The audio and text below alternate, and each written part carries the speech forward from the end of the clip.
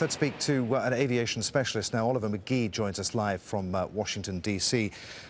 Oliver, thanks for being with us. What do you make of this automated information that was sent before the plane vanished from radar?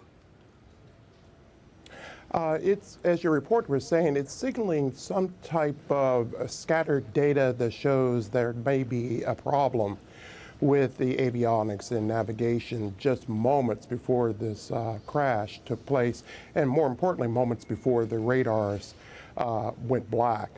This was a 3-minute period of data showing smoke in the laboratory just right of the cockpit, but also, more importantly, smoke inside the avionics, which would affect the navigation and controllability of the aircraft in the last moments of flight MS-804.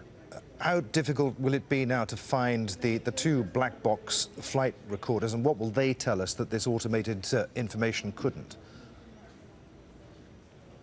The Mediterranean Sea is typically, on average, about a mile deep, and divers can only go a fifth of that depth. So it's going to be a really tough challenge to pull up the hull when they do find the location of the wreckage, and also to recover the black boxes.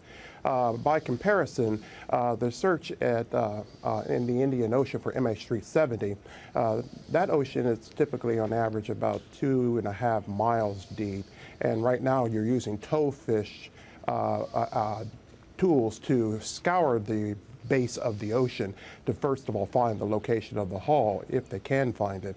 And then, just like in this particular case for 804, they're going to be using robots to be able to pull the hull up because those depths are so deep.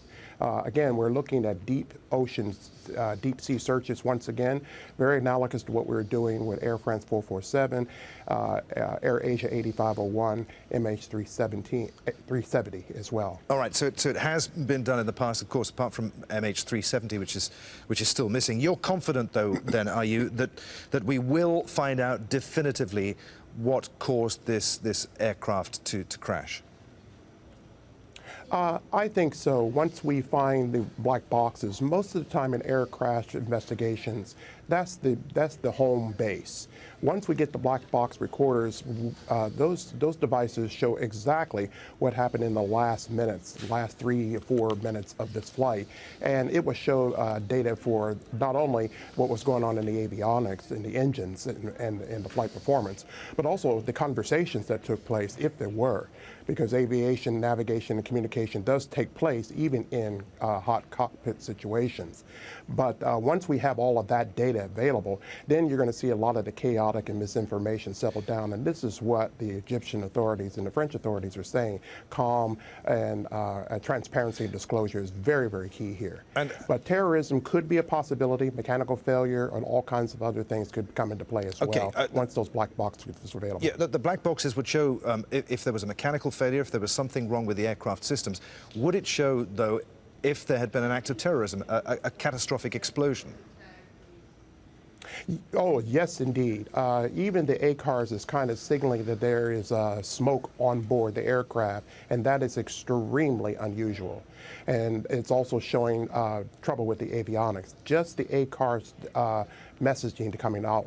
And it's also showing some anomalies and scattered data in the flight automation computer, which basically says that there's something catastrophic was going on. Clearly, the black boxes will be able to reveal that ACARS information as well as additional information much more clearly.